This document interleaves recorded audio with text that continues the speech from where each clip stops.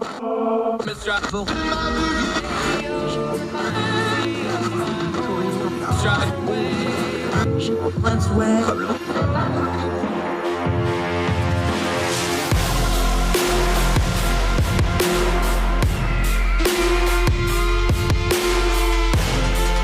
your host, Andrew Donaldson. This is Heard Tell.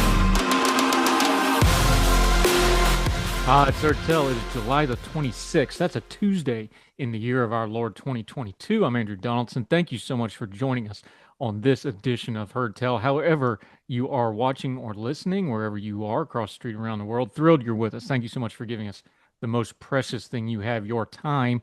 And we're going to do a lot of turning down the noise of the news cycle today on a lot of different topics for you. Covering stories today, I'm going to go to Myanmar, the other side of the world. The ruling junta military has started executing their political prisoners from last year's protests and dissident. Very ugly situation over there. We're going to touch into that. We're going to talk about monkeypox and the way social media and the news media are both setting us all up for failure for this particular health crisis that is coming upon us. On the news today, a lot of economic stuff going on. So we're going to go to one of our really good economic contributors, Alex Salter, Young Voices contributor. He is a professor of economics at Texas Tech. Been on the program before, just been a little while. Thrilled to death to have him. We're going to talk about inflation. We're going to talk about terminology. We're going to talk about how the language of economics and the way we're discussing it isn't really relating to what's happening. And the fact that what's happening, even the economics, is very weird. This is a very unique situation. How to talk about it, what's noise, what's real, what we need to know about, what we don't need to know about. Alex Salters is our guest on the program today. Absolutely thrilled to have him. Also, ending the program today, we always end on a good note. We've covered a couple times. The gaming streaming platform Twitch has raised tens of millions of dollars doing fundraising things and game streams and things like this. They're changing how they do donations and fundraising on that website. Important news on cutting edge technology. It's where all the cool kids are. They're on Twitch. We'll cover that in the final segment. But first, I want to start right here because we're going to cover some other stuff today. Civil wars trending all over social media again, and I've just had it with these people. Folks, one of the most traumatic things that's ever happened to our country is the Civil War, and we brought it upon ourselves, both because of the things that led up to it and the way it was conducted, and our failure to heal the wounds and properly reset our country after, and the complete disaster that was Reconstruction. Civil wars are awful. I have been in countries overseas that have civil wars going on. When I was there, it's bloody, awful, brutal business. Nobody should ever joke or use for a political pun a civil war. And you can say, well, no. There's nothing funny about a civil war. People die. They're bloody. They're ugly. What we have online is a lot of people that are lazy and they're upset and they have grievances, but they have complicated their inconveniences and grievances into things when they start talking about civil war that want to ruin the country that I love. I will never tolerate this. I will never think it's okay. And I will oppose them. Always. To the very end. You don't get to destroy our country just because you're mildly aggravated about something. Just because you have the additional and disposable income to go to rallies, buy merchandise, and get this stuff force-fed down your throat. But don't take my word for it. Let me bring you two people who know a lot about the Civil War. William Tecumseh Sherman, who prosecuted it for the Union, who drove through the South, who understood modern warfare better than most of the generals at the time. He said this about the South before the war ever began: "You are bound to fail. Only in your spirit and determination are you prepared for war. In all else, you are totally unprepared, and with a bad cause to start with." That applies to these folks. But if you don't want to listen to me and you don't want to listen to Sherman, maybe you'll listen to U.S. Grant. He was also president, although he had a corruption-addled administration, but he knew what he was talking about in Civil War. It was the defining moment of his life in many ways. Ulysses S. Grant said this: "If we are to have another contest in the near future of our national existence, I predict the dividing line will not be Mason and Dixon's, but between patriotism and intelligence on one side, and superstition, ambition, and ignorance on the other." Well, that seems like a pretty good means test. Let's apply it. When somebody starts talking about civil war, when somebody starts talking about dividing our country or a divorce of our country, which is just one step down and equally ignorant, When anybody talks about not wanting to be America anymore just because they're not getting their way, let's apply this means test. Is it because of patriotism and intelligence that they're bringing this up? Or is it superstition, ambition, and ignorance? Almost every account I see advocating for civil war, or advocating for national divorce, or advocating that America isn't good enough for them because of this, that, or another reason anymore, almost always I find it to be based on superstition, ambition, or ignorance. Work better to have a more free and fair America that gives as much liberty and freedom to the most people possible, because there isn't anywhere else in the world that has a better chance of doing it than this country does. As imperfect as we've been, as bad as our history has been on some areas, we're still the last best hope for freedom in the world today. Because if this fails, there ain't nowhere else to go. So no, you can't have your civil war and you can't have your national divorce. We're not going to allow it because we love freedom, we love liberty, we love our country way too much to indulge you on your fantasies. More Heard Tell right after this.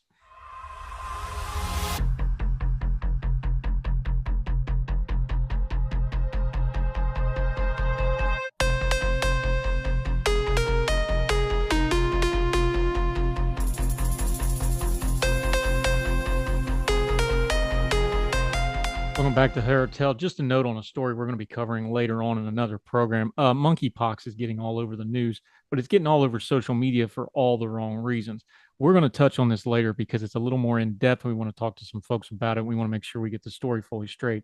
But we're seeing some disturbing stuff on social media about monkeypox. It has nothing to do with the disease and how it's spread. It has to do with how people are slamming it into their priors and how they want to talk about culture war type issues.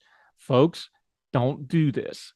It's a disease. Find out what the actual ins and outs of the disease are and stick to that. Don't go off trying to get into mass culture stuff with a disease. These are still people that are sick and they deserve to have a little bit of humanity put on them. There is a history in the United States of America and our political and social commentary of really ugly stuff when it comes to communicable diseases.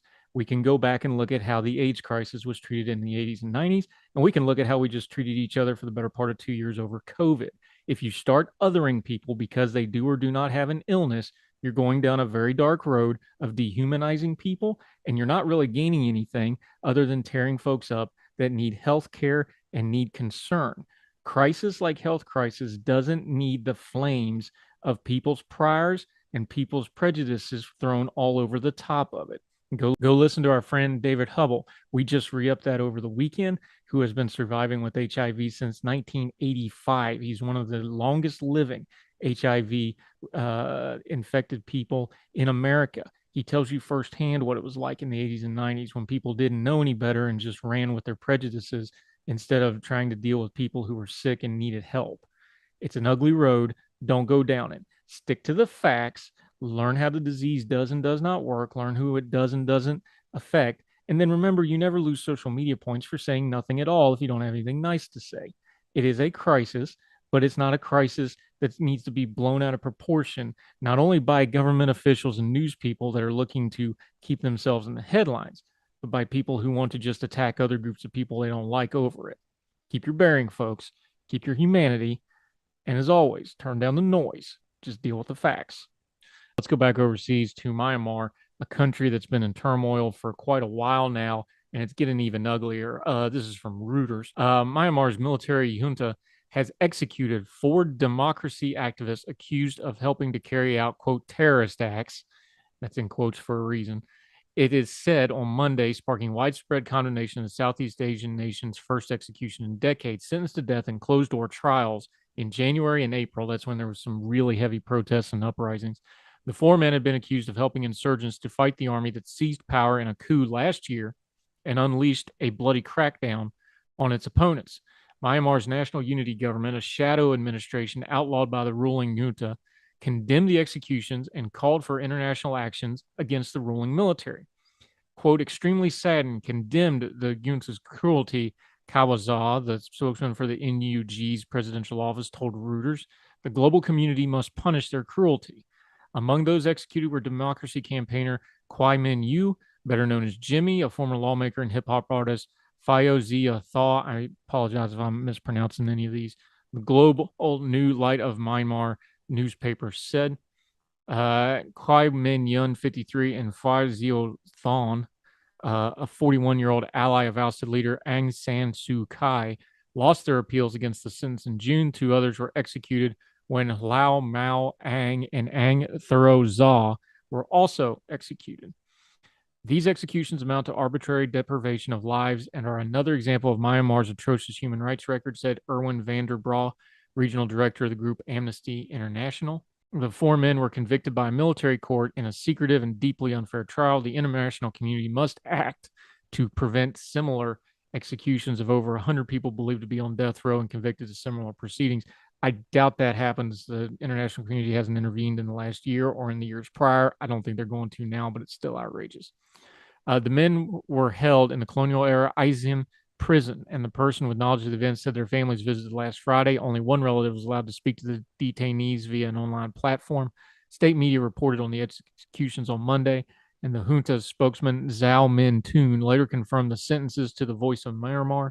Neither gave details of the timing. Previous executions in Myanmar had been by hanging. An activist group, the Assistant Association of Political Prisoners, said Myanmar's last judicial executions were in the late 80s. This is pretty part and parcel for what happens after a crackdown in a dictatorship. The military has cracked down. Now they're going to drive the point home by executing some of the leaders and more high-profile people. I suspect this continues as they continue to try to get a grip on this country. Tyranny, always, without exception, leads to bloodshed, often unwarranted and innocent bloodshed. Keep an eye on this developing story because most of the world isn't paying attention to it. And despite the cries from some of these organizations, I doubt they're going to do anything about it. But we should know what's going on in the world around us. More Heard Tell right after this.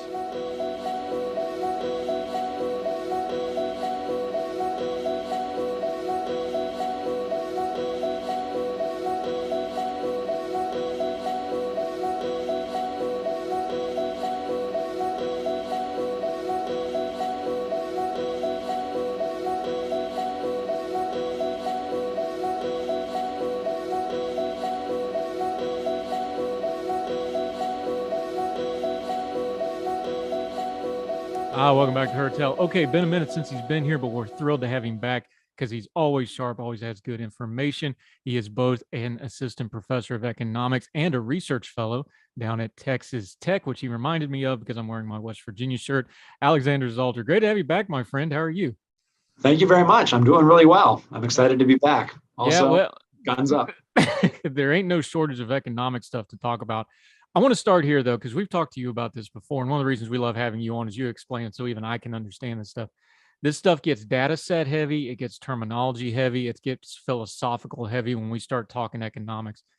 Let's start common parlance and nomenclature because we're having a fight right now today as we record this. What is and isn't a recession? We talk about what is and isn't good economic. Do we have a language? I had a math teacher years ago said math is a language. Well, if math is a language, then I don't know what economics is because that's a math-based discipline. Do we have a language problem discussing economics in America right now? We have several problems when discussing economics in America right now. The recession definition one's a little bit interesting since, of course, you could define it multiple different ways. There are several U.S. statutes that say for the purposes of recording national income statistics, et cetera, we define a recession as 2 consecutive quarters of negative GDP growth. But just because that's a definition doesn't mean that that's the universally accepted definition. Economists sort of use that as a rule of thumb. But again, there's wiggle room in what we officially count as a recession. Right now is actually a really good example of why we need that wiggle room. If the GDP numbers for the second quarter in a row come in negative, we're going to be looking at a contracting economy at the same time that we don't really have any notable uptick in unemployment. The unemployment rate in the United States right now is 3.6%. That's incredibly low. It would be weird on the one hand to have a recession where you're having dropping output combined with what looks to be pretty strong labor market. So that's unusual. Do we call that a recession? Do we call that a sort of retrenching of production as we sort of undo these supply chain problems? Reasonable people can disagree.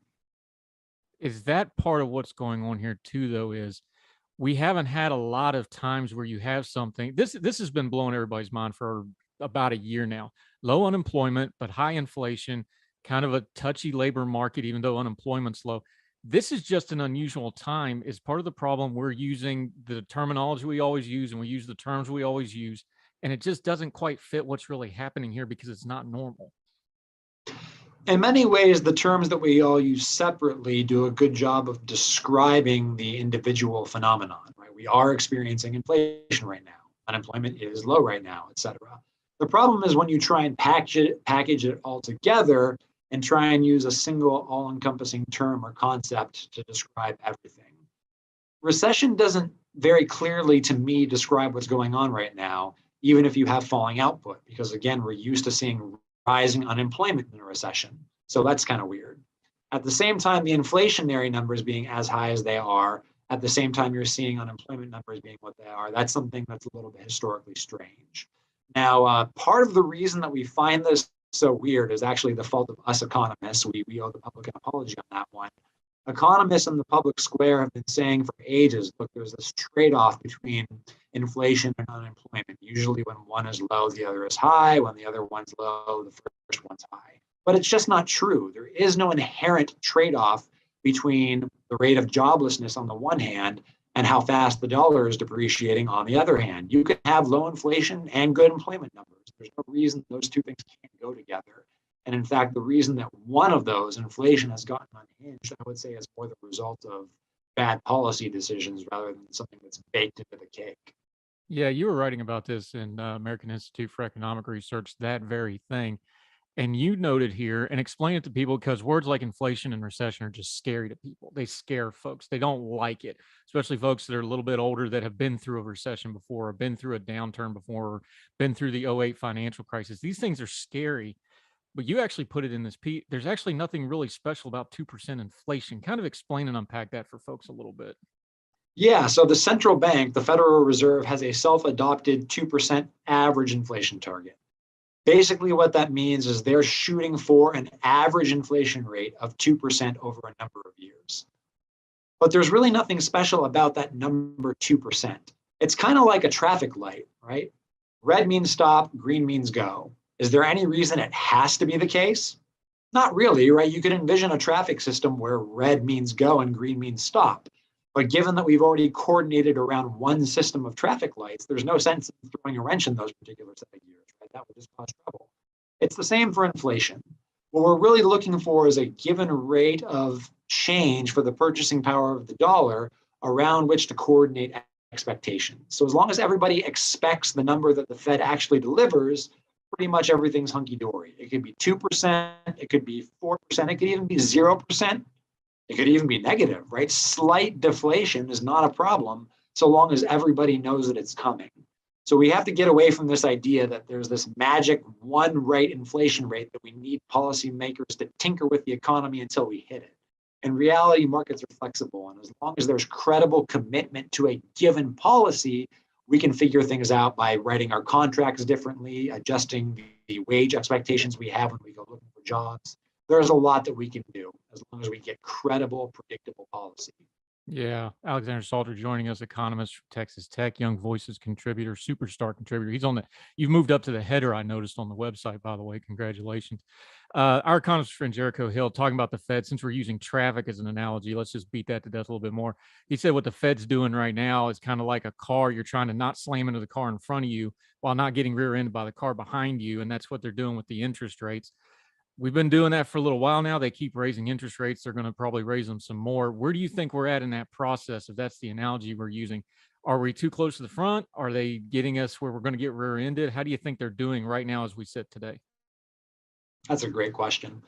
My perspective on this is actually kind of contrarian, in that I think that whatever the Fed is doing to its target for its key policy interest rate doesn't matter anywhere near as much as what they're doing to their balance sheet.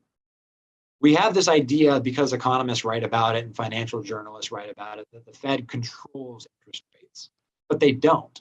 They have a target range for what they want one key policy interest rate to be, but the Fed doesn't have the power to arbitrarily set the federal funds rate, the rate at which banks loan each other money on an overnight basis. right? Interest rates, even short-term interest rates, are set in global capital markets. And even a very powerful central bank like the Fed is more following than leading those markets. Where I do think the Fed has more leeway is in the overall size of its balance sheet, just the total value of assets that they have on that side of their particular accounting ledger. Right now, the Federal Reserve is holding about $9 trillion in assets. For a comparison, before the financial crisis of 2008, the Fed's balance sheet was under $1 trillion. So over the past 10 plus years, we've seen a massive expansion in the importance of the central bank for creating money and allocating credit. And I would argue that that's not something that's economically sustainable or desirable. So if we want to figure out whether the Fed is serious about whipping inflation or not, I think that we should be talking less about what they're doing to their interest rate target and more about whether they're actually letting those assets to roll off their books and without actually replenishing them. We need that balance sheet to come down or at minimum grow much more slowly than it has been in recent years. You wrote about it in your piece. We're linking to this in the show notes, by the way. Make sure you read this piece. It's an entirety at the American Institute for Economic Research. You talk a lot about the Fed's credibility. We talk about Congress's credibility. We're debating the Supreme Court's credibility. When it comes to the Fed, though, talking credibility, this isn't just, us in the commentariat talking about it. That has a lot of real world implications when you're talking about the Fed. Just for people that don't know, why is the Fed's credibility so important when it comes to monetary policy? Absolutely. Fed credibility is incredibly important because ultimately good monetary policy is about delivering what people expect, right? There's no one right purchasing power of the dollar. The purchasing power of the dollar could fall within a big range. What matters is that everybody has a reasonable expectation of what that number is so that they can then go out and write their contracts in financial markets with that piece of data as a given, right? The dollar in some ways is like a yardstick. If you had the definition of a yard constantly changing, you wouldn't be able to measure anything. You need some fixed unit of measurement so you know how expensive or cheap goods and services are. And ultimately, we need Fed credibility to forecast what that future purchasing power of the dollar is going to be. The problem is that the Fed's rule that it's picked, it doesn't really seem committed to in practice. So again, August 2020, the Federal Reserve adopts an average 2% inflation target. What that means is they're not trying to create 2% inflation each year. They're trying to hit 2% inflation on average over a number of years. The reason that's a problem right now is because inflation is running way hotter than 2%. So if they actually want to hit that average inflation target, assuming that we have an August 2020 start date, we're going to need several years of way below 2% inflation and perhaps even slight deflation.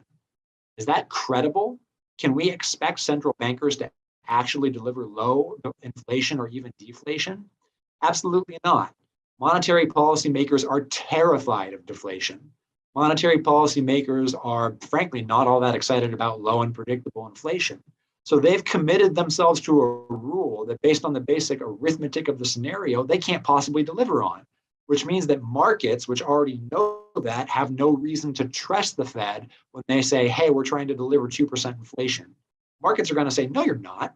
Look at what inflation is right now. There's no way that you can deliver 2% on average. So in effect, the Fed is trying to convince markets of something, of a rule that the Fed itself has no buy-in for maintaining. And that's not a great place to be, right? Because when the Fed says one thing and delivers another, that's exactly when we get traffic jams in financial markets. That's exactly when we start rear-ending each other. That causes no end of economic trouble. See how he worked the analogy right back in there at the end. He's a pro, folks. Alexander Salter joining us. We're talking economics. We're going to talk about that cohesion of policy like everything else.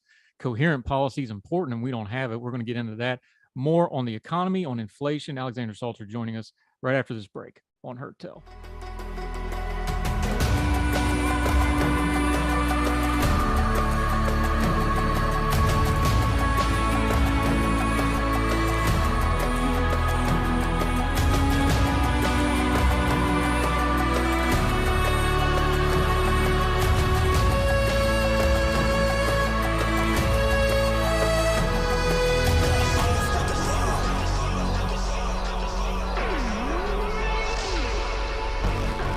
Back to Heard Tell. We're continuing to talk economics with our friend Alexander Salter. He is a professor and research fellow down at Texas Tech. Let's zoom back out for just a second, because I think we need to get a little perspective on something. And this isn't just applying to economics. It's kind of built into our system, and we lose perspective on this a little bit, whether it's foreign policy, whether it's monetary policy, whatever. Because of our system of government, we have, compared to a lot of countries in the world, we have a lot of high turnover. We have a new president election every 4 years, Congress every 2 years. There's a lot. So getting coherent policy, it's just kind of baked into the cake of our system that coherent, consistent policy is going to be a challenge no matter what. The idea of the Fed was to be kind of a layer on top of that, but that doesn't seem to really be happening right now, does it? There's a lot of inconsistencies in terms of what we're getting in the economy. Although that we do have a lot of turnover in politicians, one thing that seems to be more or less a bipartisan consensus is deficit spending, right? Since 2020, since the coronavirus pandemic, we've run approximately $6 trillion in deficits. Those deficits were bipartisan. It's one thing for the Republicans to be saying now that we have to focus on fiscal sanity and fiscal sustainability. They were voting for these blowout spending bills a year ago and 2 years ago. So it might be good politics for one party to say that they're committed to fiscal restraint and budgetary prudence, but it's just not true. Unfortunately, we have two parties that are considered committed to breaking the bank. As for what the Fed is doing, ideally, they would be able to take a longer time horizon, but really they just don't seem all that confident in what they're doing. At first, they insisted inflation was transitory. Then they said, okay, maybe it's here, but it's not going to be that bad. Okay, now it's here and it's really, really bad, and we need to go pedal to the metal on controlling it. Now, actually, I'm okay in terms of pedal to the metal on controlling it. I am an inflation hawk myself. The problem is the rapid changes in the de facto policy regime, right? The basic stance about what monetary policymakers are actually trying to do. Talk about giving markets whiplash. How is anybody supposed to be able to form a plan about the future if monetary policymakers decide they're going to do one thing on Monday and another thing on Wednesday?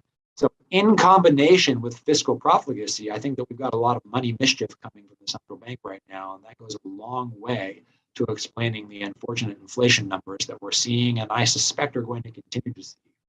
Yeah, but like we say on this program all the time, things don't happen in a vacuum. They happen in a sequence. COVID was the crisis. COVID was the excuse. Our financial house wasn't in order before that. So our Congress and our government kind of had learned behavior from us, the voting public, that they were going to be just fine doing something like that because they've had decades and decades of learned experience that that's what you do. You spend money and make a big show of it, and then you go campaign on that big dollar sign that you voted on.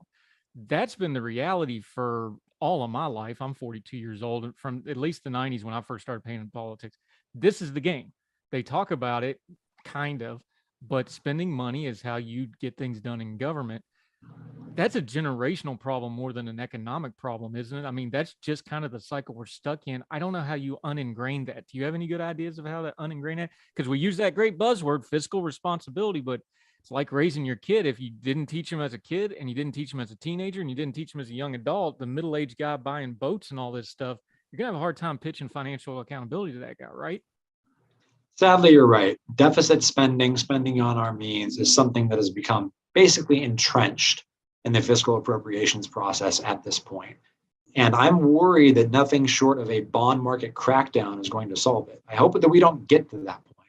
One of the things that we're observing right now is rising interest rates across all classes of securities. That's what you would tend to expect as inflation goes up. The problem is interest rates go up, Uncle Sam's borrowing costs go up too. And if trends continue in terms of the rate that Uncle Sam is paying on loans, that means a larger and larger share of the discretionary portion of the government budget is just going to be paying back interest on debt already incurred. That's going to make our political fights worse, not better. So I'm actually thinking that once we get a budgetary squeeze out of all this, that's going to increase partisan rancor. And that's something that I'm personally not looking forward to. Ultimately, we have to get big spending under control. And at the end of the day, Congress is going to do what gets people elected. So I think that you're also right that part of the problem here is with we the people. We also pretend that we care a lot about fiscal sustainability and budgetary prudence, and then we just vote for politicians who spend and spend without taxing. As long as we keep on doing that, politicians are going to keep on behaving the same. So until you get the actual voting public to realize this cannot continue and you are not going to like what happens if we have a sudden stop, until you convince a critical mass of voters of that, I'm frankly not sure how you fix the problem. Yeah, but when you studied economics coming up, you also studied the history of economics. Economics is just the study of people and money, really, when you break it down, even though it's a lot of math. You know this. I know this. Anybody that's honest knows about this. The public isn't going to do anything until it hurts, or they're scared it's going to hurt one or the other. And I just don't. I mean, I want to be optimistic about this, but I'm looking at the trajectories. I'm looking at some of the fiscal crises that are already baked into the cake, like Medicare spending, like entitlement spending, like the 6 trillion we just dumped on the economy the last 2, 3 years. That was bipartisan, like you pointed out. Like you're looking at this stuff, and I'm a layperson. You're the economist. You tell me. I'm just looking at this like this is not a far term problem now. This is near term, next decade, next 5 to 15 years. This stuff is rolling closer and closer and closer. Do you see that as an economist as well? This isn't something in the 90s where they were talking about 2020, 2030.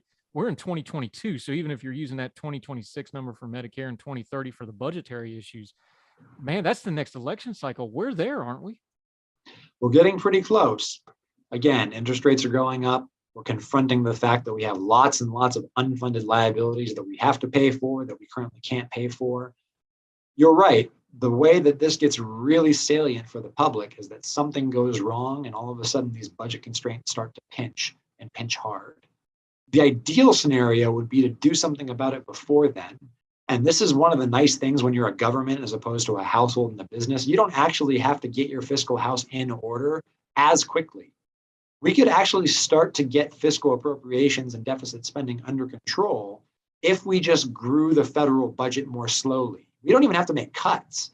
If the economy is growing at 3%, assuming that it starts growing at 3% per year, federal spending can grow at something less than 3%, and the debt to GDP ratio will come down on its own. On the one hand, you have the tax base growing, the economy. On the other hand, you have tax spending, right? Government spending growing. As long as this hand grows faster than this hand, you're on a fiscally sustainable trajectory. So I'm hopeful that we might be able to come to a consensus around at least that relatively minor behavior change, that relatively easy policy change before stuff starts to get really bad. There are think tanks doing important work about passing responsible budgets, especially at the state level. And a lot of those models might be able to help us at the federal level too. One example that I like is there are several states whose politicians have committed to not growing their budgets more than the combination of the sum of inflation and population growth, which basically means they're keeping government spending in inflation-adjusted dollars per person the same, basically a government spending freeze on a per capita basis. And so that might be the kind of thing that we need to implement just so we can catch our breath a little bit from these decades of deficit spending. Yeah, Alexander Salter joins. Okay, let's end on some good news though, because that was a lot of doom and gloom, and I don't like to go there, but we got to live in Realville, right? Give us some positives in the economy though, because there is one of the reasons this is so weird is, and I know there's a lot of people hurting, so I don't be flippant about this, but overall, if you looked at some of the economy isn't in all that bad a shape historically. Unemployment is low, spending is up, consumer spending's pretty steady.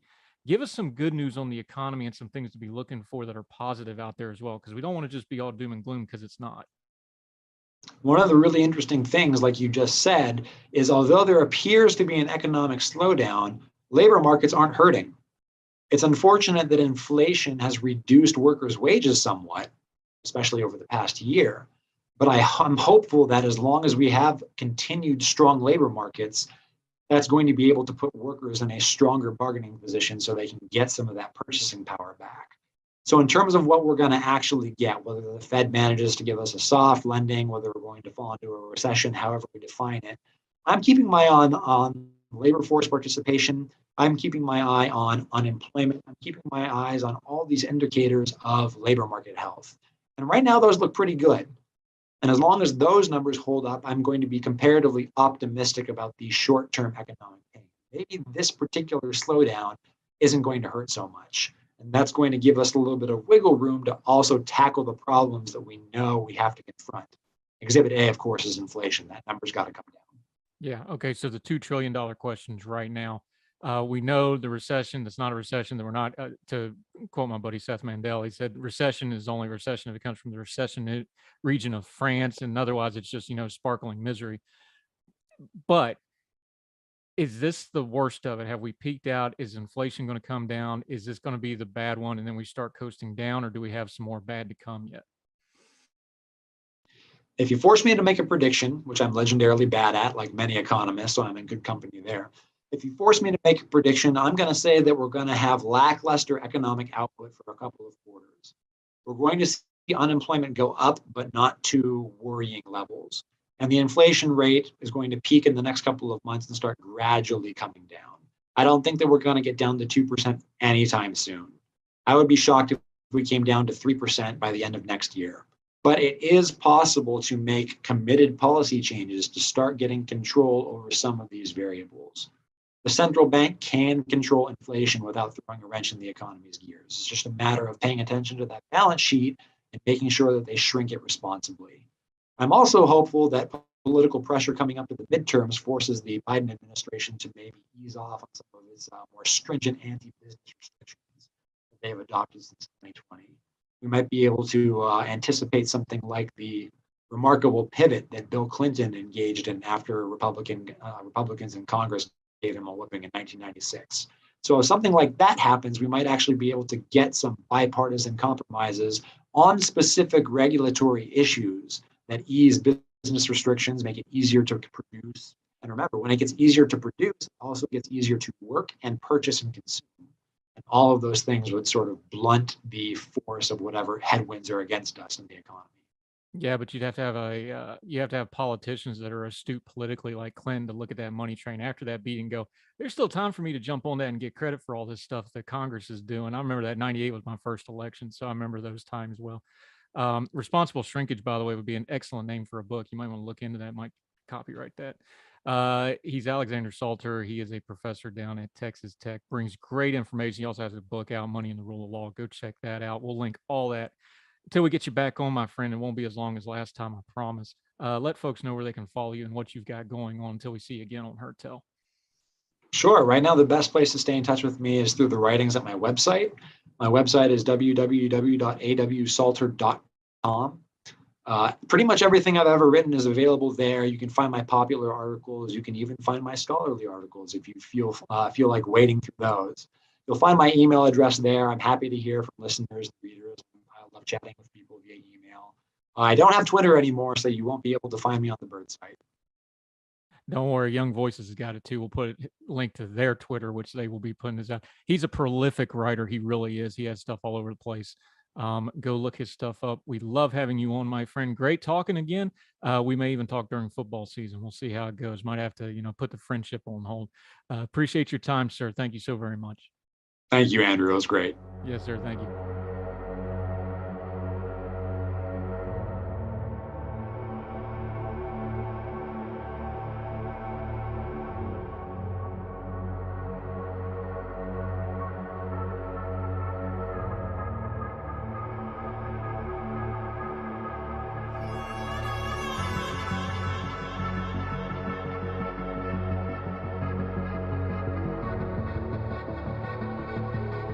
Back to Heard Tell. Let's go back to Uvlade, the Robb Elementary School shooting, for a second. This is an op-ed that came out in the Washington Post on July the 25th. It is written by Christy E. Lopez, a columnist. She's from Georgetown. I don't agree with everything in this piece. In fact, I disagree with her premise in a couple different important ways, and I especially disagree with her conclusion. But I'm going to read a large portion of this piece. Why am I doing that if I disagree with it? Because our core principle here is to have wide perspective to understand our times. Even though I disagree with it, I've heard this argument in other places. She lays it out well, and it's worth hearing out. Even though I disagree with it, we're going to go through it because it's a different perspective than what I've been saying on this program about Uvlade. And I've been banging that drum pretty hard for a lot of good reasons. So I'm going to read part of this piece. We're going to link to it in the show notes. Please read it in its entirety and make up your own mind. But this is Christy Lopez writing in the Washington Post about Uvlade. Uvlade offers a dramatic illustration of the gap between the rhetoric and reality of American policing. Again, I'm reading from the Washington Post. This is Christy's op-ed, not mine. Police officers see danger and run to meet it, knowing the cost and stepping forward to pay it, the report states at the outset, and then proceeds to contradict this lofty assertion. Quick pause. We read large portions of that report on Heard Tell. Go find that episode if you want to hear it. It also links to the PDF. You can read it for yourself. It's about 70 odd pages. Back to Christy Lopez's op-ed in the Washington Post. To be sure, countless police officers perform bravely every day. Even though my career is focused on police misconducts, I count many officers among my most self-sacrificing, caring people I know. But I have learned also that it is despite not because of the dominant dynamics in policing. Long before Uvalde, there has been complaints that even when on site, police do not always intervene to prevent ongoing assaults. Indeed, the 2005 case Castle Rock versus Gonzalez, the Supreme Court explicitly excused police who failed to perform their central duty, intervening to prevent violence. In Castle Rock, Jessica Gonzalez sued police for failing to enforce a restraining order, resulting in the murder of her 3 young daughters by her estranged husband. The court ruled that the restraining order did not constitute the property interest necessary to create a police duty to protect. Thus, alongside opinions of facilitating police violence, the court has given the police permission to do nothing, arguably even in the school shootings such as the one in Uvalde. But what has fueled the over-policing under-protection dynamic even more is the legal backdrop. It is an impossibly broad set of responsibilities we have given police. The vast majority of what we ask of police does not involve intervening to prevent violence. Instead, we've mostly tasked police with filling in for the social safety net we've cut to bits to deal with the fallout of addiction or response to people in mental health crises.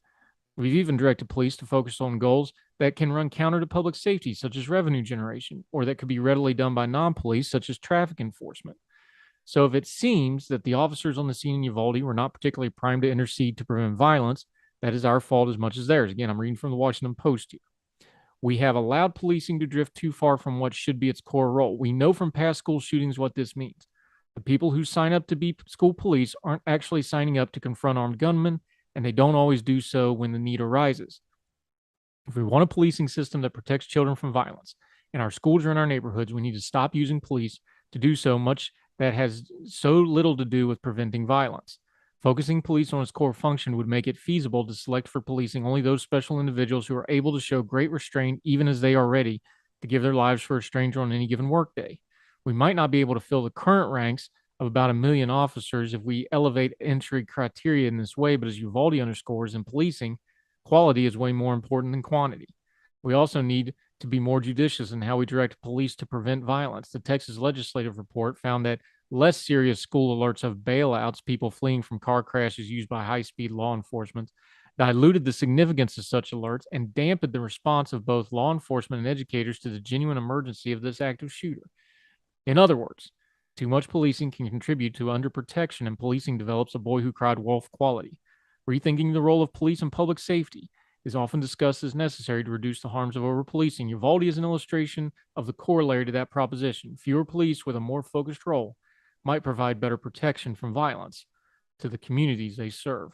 That's Christy Lopez writing in the Washington Post. I do not agree with all of her premises or her overall conclusion. I agree with some of it, but not all of it. But we read it because it's a contradicting view to what we've been discussing here and the blame we've been laying at law enforcement's feet. So what say you? Read the entire piece. It's linked in the show notes. Let us know what you think at heardtellshow@gmail.com, at heardtellshow on the Twitter. We'll hash out what you think about it. Well, that's what we do. We present a wide range of views. We turn down the noise, and we try to discern the times for ourselves. More Heard Tell right after this.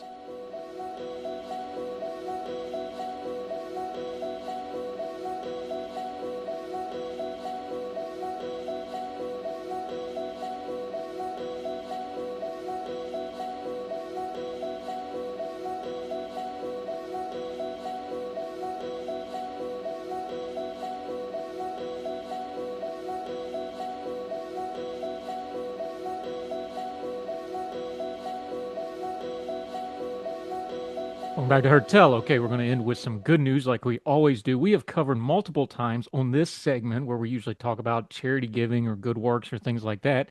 Twitch. Now, Twitch is the streaming service, very popular amongst gamers, but also gaining a lot of ground in culture and politics, the cutting edge of politics. And the next wave of commentators is actually looking to get into Twitch.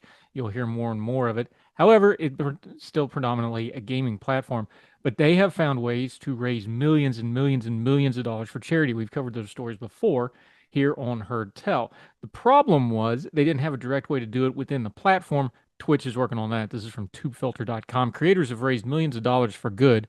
caused by hosting charity live streams on Twitch. And it is eye-popping numbers, talking tens of millions of dollars they have raised for charity. Good for them. But they've never had a built-in tool to do it until now. Twitch announced this week that it is beta testing Twitch Charity, a suite of fundraising tools that lets creators set streams to charity mode right inside of the site. Active tools for automatic fund collection and donation. Quote, the hassles of running a charity stream, tracking donations, converting subs and bits, managing multiple programs and apps at once are what we're hoping to make as minimally hassly as possible, the platform wrote in a company blog post. Setting a stream to charity mode will put a donate to charity button in the stream window along with a tracker that allows the show donations building up to hitting the stream's fundraising goals. Twitch Charity will also automatically donate the money raised to the streamer's cause of choice. Previously, creators would have to tally up and donate the money themselves, and it's become common practice for them to post screenshots of their donation as proof to the viewers money actually went to the cause. It's also worth noting here that third-party companies like Stream Elements have built numerous plugins and widgets that help them do that. This is just the first time that Twitch is offering an on-site tool. Love the accountability of that. Always look for that in your charitable giving. It's why we talk about giving as close to the source as possible. Accountability is a big deal. Now, donations made during the charity stream modes will be received and tailored by the PayPal Giving Fund, and they will be granted to your recommended charity in accordance with its policy, Twitch said. Twitch will take no cuts of the donations for streamers. Making money and raising money for important causes is easier and transparent for viewers. It should make supporting those causes simpler, cleaner, and more impactful. Good on Twitch. This is a great idea. This is a community, as we've covered, has raised tens of millions of dollars. If you're not familiar with gaming culture, there's a lot of suspicion that some older people view it. They're doing some good work. They're good folks down there. Just like everybody else, there's good folks and bad folks. This is a great thing. Good on Twitch. If you're into streaming, check it out. Make sure you donate to the causes of your choice. Look for what we talked about there, though. Make sure they're being accountable, showing you where that money's going. Always a good thing. That'll do it for HerdTell. For today, we are really rolling with great guests, great topics, no shortage of news to cover. We're going to keep doing what we do, though. Turn down the noise, get to the information we need to discern the times we live in. Can't do it without you. Thank you so much for joining us. Make sure you're subscribing, whatever platform you're getting this on, iTunes, Spotify, iHeartRadio, any of the podcasting platforms. Thrilled to have you. Let us know that's what you're watching on. If you're on the YouTube or the Facebook page for our radio partner, Big Talker Live, or on the Big Talker Live app, let us know you're on that. We'd love to keep track of you. We'd love your feedback at HerdTellShow on the gmail.com, at HerdTellShow on the Twitter. There's also multiple links in the show notes, different things we have involving HerdTell that you can look into. So until we see you again on whatever version of HerdTell you're listening to, we hope you're well. We hope you're well fed. We'll talk to you real soon for more HerdTell. All the music on HerdTell is provided under a Creative Content license from monstercat.com.